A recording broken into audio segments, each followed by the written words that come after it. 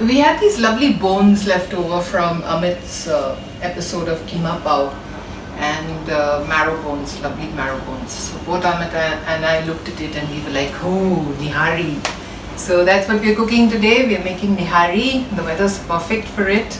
Nice grey monsoony day, and you need to liven it up with a little bit of hot, piping hot, chili hot Nihari.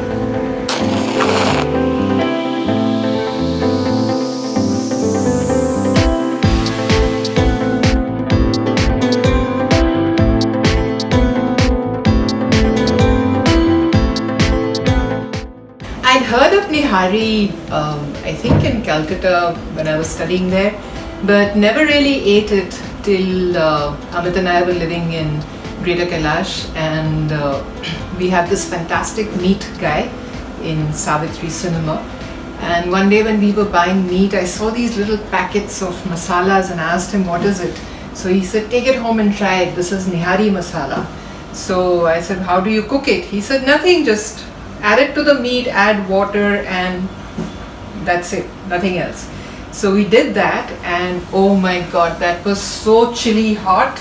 Luckily we had a friend who was from Bihar and he loved it, so he ate it all up. But after that there was no Nihari happening for a little while till I discovered a recipe, and the recipe most importantly had how to make the Nihari masala, which is critical to this dish. Nihari by itself is quite simple to make. It's not a very complicated dish. Everything just goes into the pot, and then it cooks for around 4-5 hours. And patience is what is required. And of course your house just fills up with that amazing aroma of all these fantastic spices which we put into the potli. So let me show you the spices. There is of course bay leaves. And there's quite a lot of sauf, fennel. There is a little bit of jeera. There is cardamom. You use both cardamoms, but neither Amit nor I really like the big black ones. So I'm compensating by using more of the small little green ones. So there's cardamom, then there's clove, there is coriander, and there is some pepper, and there is cinnamon, maize flour, and the aniseed flour, and there is nutmeg. So all these whole masalas that I just showed you, they get ground, and you tie it up in a little piece of muslin cloth, and then you put it into the gravy of the meat. So you get the fantastic aroma and the flavors of the masalas, but you don't really see the masalas in the final dish. You can just smell the fennel, the sauf.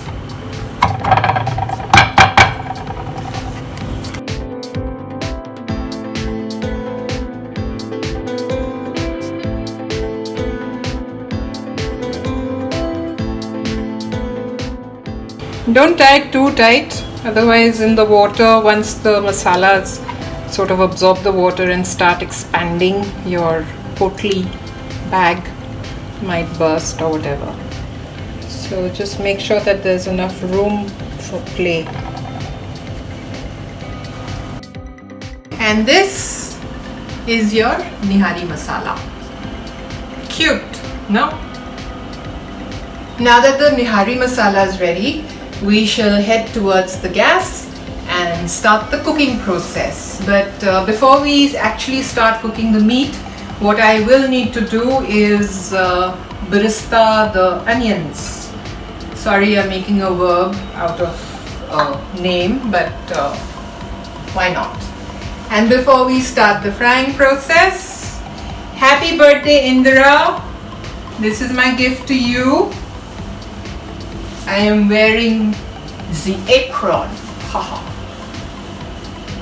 Before we proceed towards cooking, I just wanted to fill you in that there are two types of Nihari. There is Paya Nihari and there is Nalli Nihari. Nalli Nihari is the one which has more meat, and Paya Nihari is, of course, you use the paya. So this is the meat. These are the bones that had come out of Amit's keema pao. And we've just added a little more meat to it, as well as some more nalli. What will go into it apart from the Nihari Masala is a little turmeric, salt, Kashmiri mirch, and the chili hot mirch, and some more coriander powder, ginger garlic, more ginger than garlic in this dish. The onions will be browned and then added. When cooking nihari, if you're not doing it in the pressure cooker, make sure you have a nice big pot with a lid, with a fitting lid, so that those beautiful steam, with the flavors doesn't escape and it actually goes back into the pot. I'm heating about half a cup of oil, because don't forget I have to now brown the onions in it first, and then once I take the onions out, the meat will go back into it.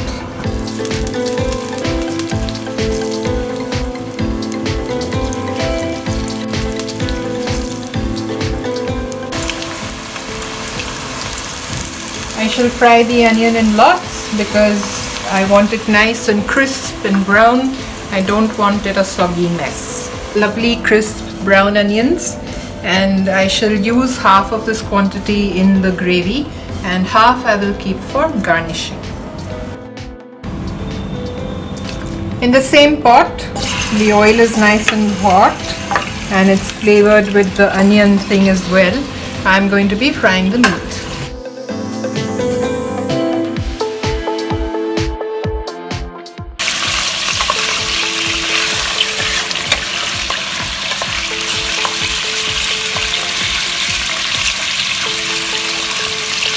It's very important to brown the meat really well, because after this you're just going to be pouring in water and letting it boil. So if you want to get the texture right of the mutton itself, then it's very important that you brown it really well at this point. And don't be scared of these bits, because all that will get incorporated in the gravy. Now that it's brown, I will add salt,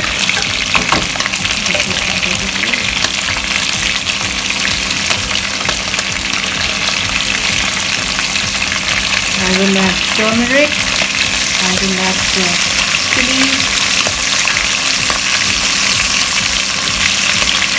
the coriander, and I will grate some ginger,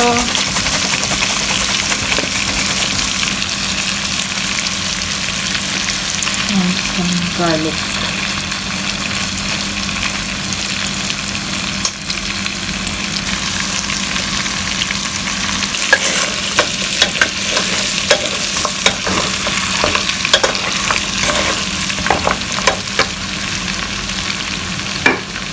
I'm going to add a little water.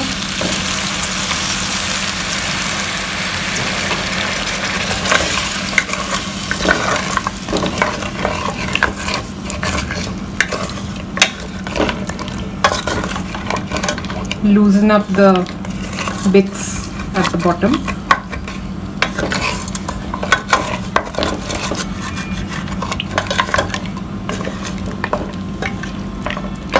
Now in the authentic nihari, at this point you add a little atta, flour, which you sort of mix well with water, make it nice liquid, and you add it to this and keep stirring it till the atta gets cooked properly, and then let it boil.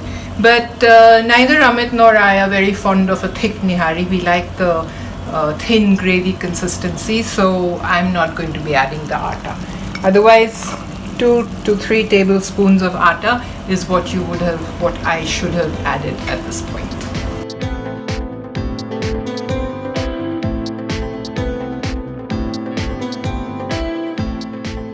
So the consensus has been reached.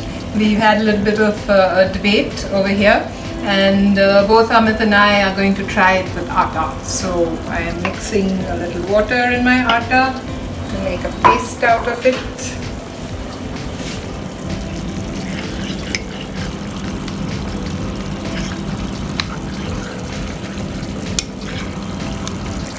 And I'm putting it through a strainer because I don't want the lumps. staying lumps in the thing.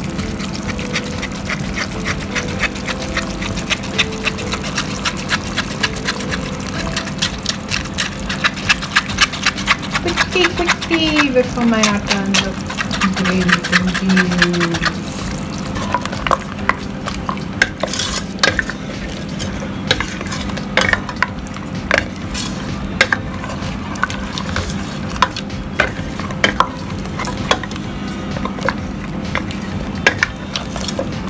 The atta is not just a thickener, it also adds to the taste of the gravy.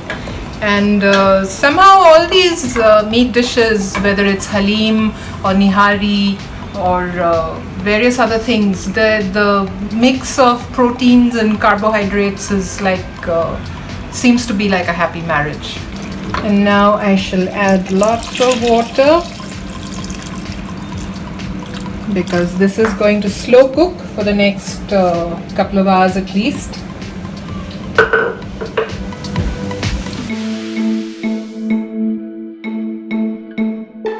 I'm putting the flame on high so that it comes to a nice bubble fast. And this is also when the potli goes in. Ideally, if you have a white muslin cloth, use that.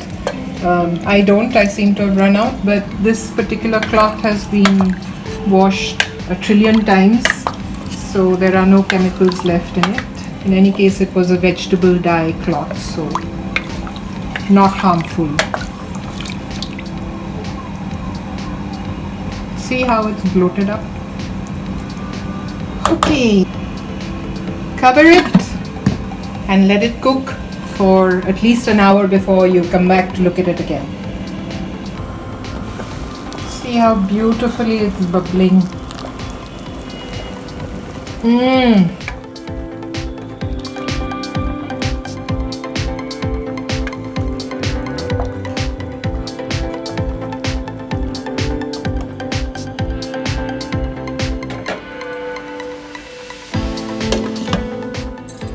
This meat has been bubbling away for almost an hour and a half, and the mutton has started softening.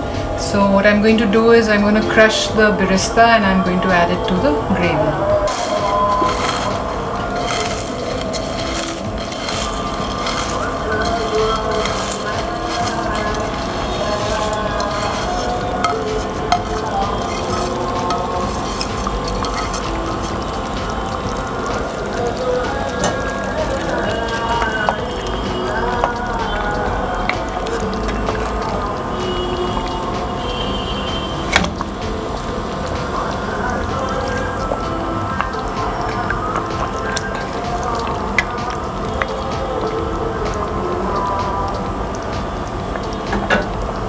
And now we leave it to cook for another hour or so at least.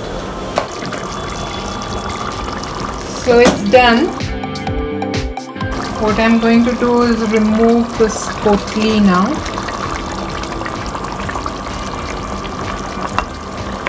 And because the potli has a lot of goodness in it, I'm going to add a little hot water to it.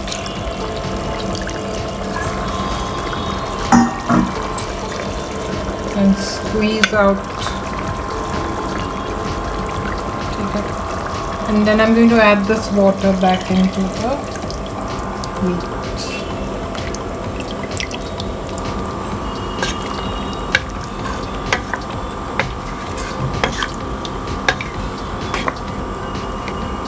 And we're done.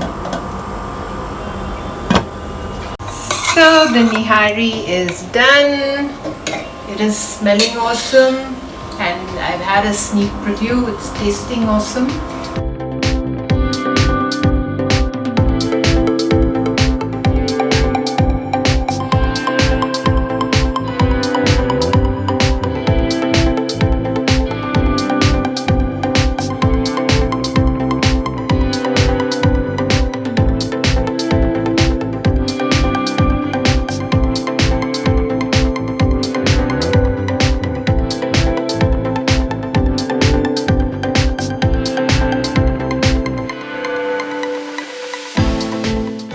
you need to garnish it, so you add the fresh mint leaves, green chilies, ginger,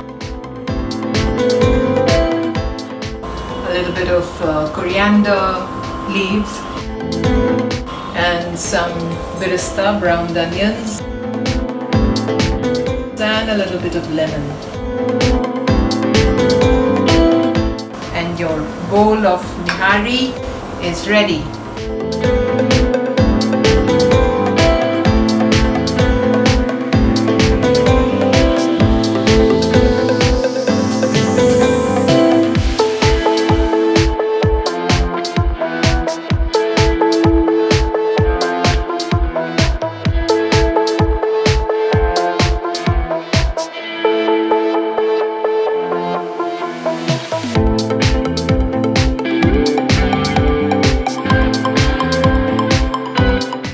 Nihari is supposed to be a breakfast dish, so you're actually supposed to put it on the fire and let it cook all night.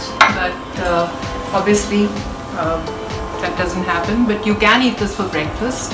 We are tonight eating it for dinner, and we have some nice pulkas to go with it.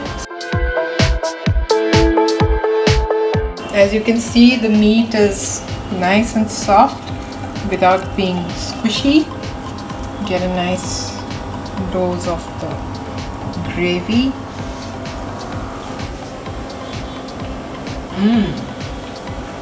Heaven. I think Amit will really love this tonight. So I'm gonna serve dinner. You guys have a good weekend, and remember, like, subscribe, comment. See you next week. Bye.